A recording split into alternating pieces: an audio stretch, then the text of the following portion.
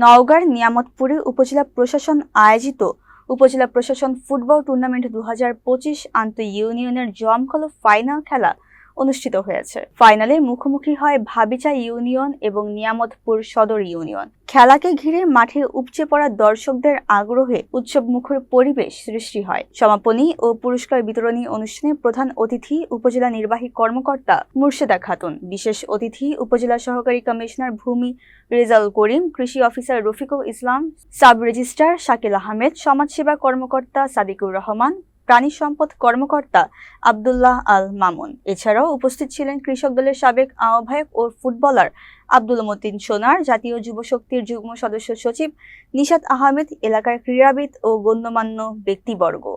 রোমাঞ্চকর খেলাটি টাই ব্রেকারে নির্ধারিত হয়। এতে 3 নং ভাবিচা ইউনিয়ন চ্যাম্পিয়ন এবং 4 নং নিয়ামতপুর সদর ইউনিয়ন রানার্স আপ হয়। খেলা শেষে বিজয়ী দলকে ট্রফি ও নগদ 10,000 টাকা আর রানার্স আপ দলকে ট্রফি ও নগদ 5,000 টাকা পুরস্কার প্রদান করেন অতিথিবৃন্দ।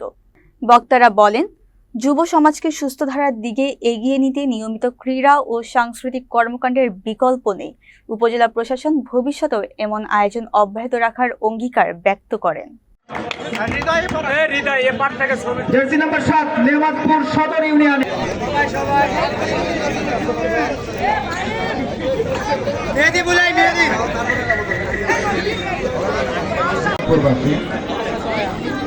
আজকের উপজেলা প্রশাসন ফুটবল টুর্নামেন্ট 2025 উপলক্ষে আয়োজিত ফুটবল খেলায় সম্মানিত অতিথিবৃন্দ, বিভিন্ন ইউনিয়নের সম্মানিত নেতৃবৃন্দ, নির্বাচিত টুর্নামেন্টের জন্য